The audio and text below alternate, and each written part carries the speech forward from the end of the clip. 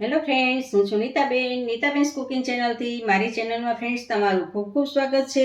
આજે હું તમારી સાથે શેર કરવાની છું માવા કે ચાસણી વગર જ માત્ર ઘરમાં રહેલી વસ્તુમાંથી બની જાય તેવા ઘઉંના લોટના પેંડા.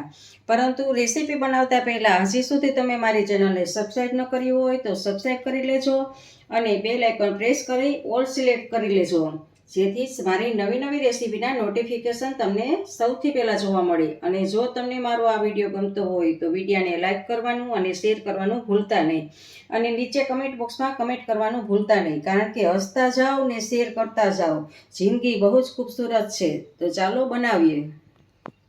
સૌથી પહેલાં આપણે ઝીણો લોટ, રોટલીનો જે આપણે રોટલી બનાવીએ છીએ ઘઉંનો ઝીણો લોટ લેવાનો છે. 1 કપના માપથી મેં લોટ લીધો છે. તો એને હવે આપણે જે વાસણમાં આપણે બનાવવાનું છે એ વાસણમાં જ ગળણો મૂકી અને આપણે ચાળી લેશું ચાળણાની મદદથી.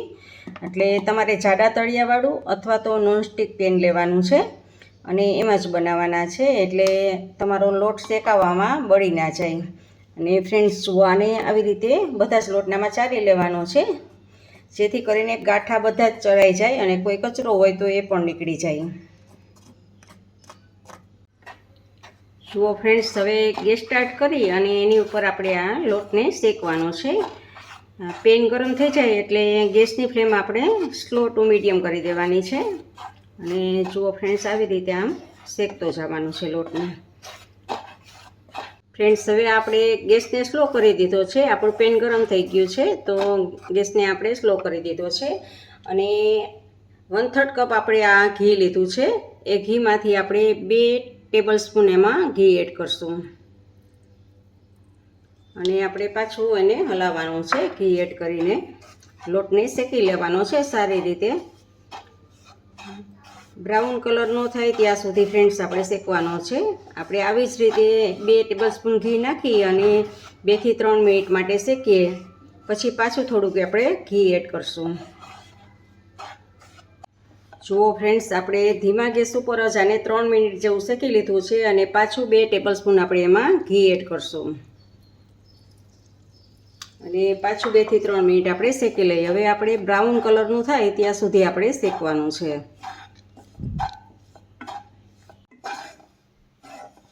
જુઓ ફ્રેન્ડ્સ, આપણે આ લોટનો કલર ચેન્જ થવા લાગ્યો છે.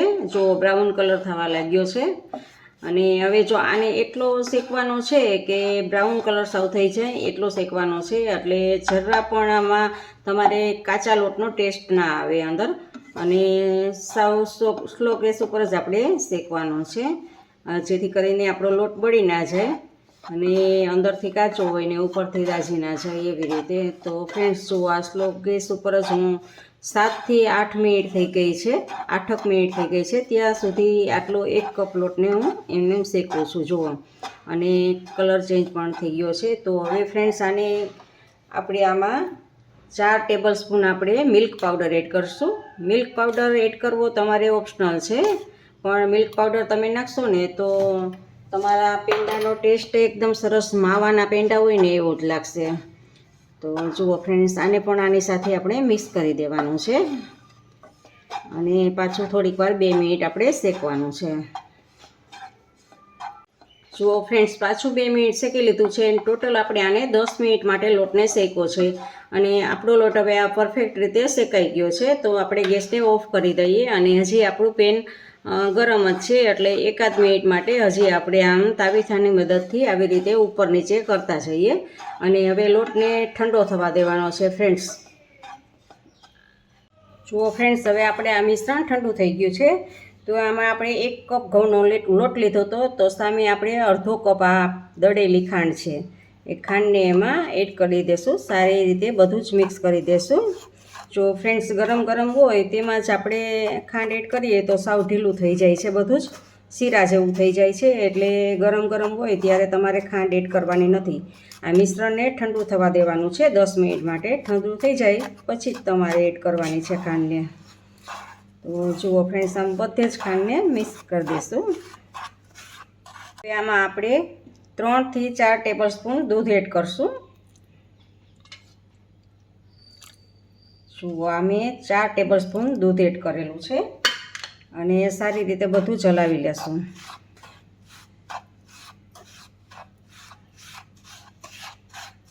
હલાવી લેવાનું છે, બધું જ દૂધને મિક્સ કરી દેવાનું છે આમાં. અને આમાં તમારે એલચી પાવડર નાખવો હોય તો એ આ ટાઈમે એલચી પાવડર તમે નાખી શકો છો ફ્લેવર્સ માટે. ફ્રેન્ડ્સ, આપણે જે 1/3 કપ આપણે ઘી લીધેલું હતું, એ જે ઘી બચેલું છે એ ઘી બધું જ આપણે આમાં એડ કરી દઈશું અને સારી રીતે બધું હલાવી લેશું. આમ ચમચાની મદદથી આવી રીતે આમ પ્રેસ કરતું જવાનું છે અને હલાવતું જવાનું છે. બધું જ મિક્સ કરી દેવાનું છે સારી રીતે ઘી એમાં. જુઓ ફ્રેન્ડ્સ, આમાં મુઠ્ઠી કરી અને આમ જોઈ જવાનું, પણ પાછું આમ થઈ જાય છે. એટલે હજી આમાં દૂધ અથવા તો તમારે ઘી એડ કરવાનું છે. તો આપણે દૂધ એડ કરશું આમાં. તો 2 ચમચી પાછું એમાં દૂધ એડ કરું છું. અને એવી જ રીતે પાછું જરૂર જણાશે તો આપણે ઘી એડ કરશું. તો ફ્રેન્ડ, મેં હાથેથી જ બધું જ મિક્સ કરી લીધું છે. અને જુઓ, તમને બતાવું, જો આવી રીતે આમ એકદમ લાડવા જેવું થાય અને છૂટું ના પડે એટલે પછી આ બની ગયું. જુઓ, તો આ આપણું પરફેક્ટ છે. હવે આપણે પેંડા વાળવા માટે. તો ફ્રેન્ડ્સ, હવે આના આપણે પેંડા વાળવાના છે. જુઓ ફ્રેન્ડ્સ, મેં આવી રીતે મોલ્ડ બનાવેલું છે, ઘરે જ બનાવેલું છે મોલ્ડ. તો એ મોલ્ડમાં આપણે આવી રીતે આમ કરી અને આમ જુઓ, આમ એકદમ પ્રેસ કરી દેશું આને.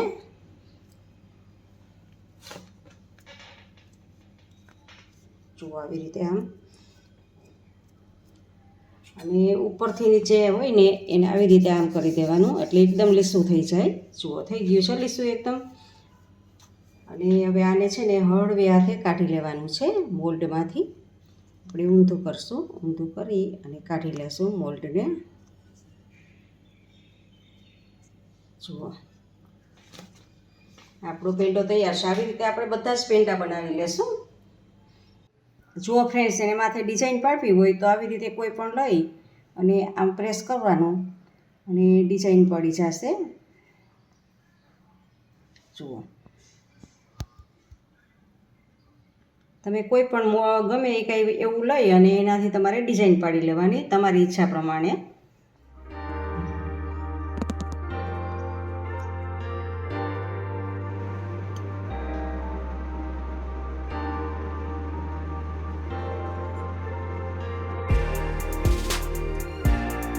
જુઓ ફ્રેન્ડ્સ, આ 1 કપ ઘઉંના ઝીણા લોટમાંથી 10 પેંડા બનાવી લીધા છે આવા. તો ફ્રેન્ડ્સ, જો આવી રીતે તમે પણ બનાવશો તો તમારે ચોક્કસથી બનશે આવી રીતે પેંડા.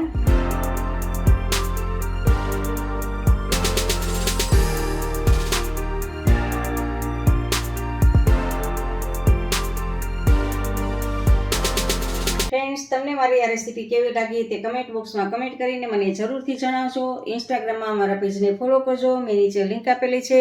તમને મારી આ રેસીપી ગમે તો લાઈક કરીને તમારા ફેમિલી મેમ્બર્સ અને ગ્રુપમાં શેર કરજો. અને મારી આ ચેનલને સબસ્ક્રાઈબ કરવાનું ભૂલતા નહીં. આવજો, બાય. ફરી મળીએ નવી રેસીપી સાથે.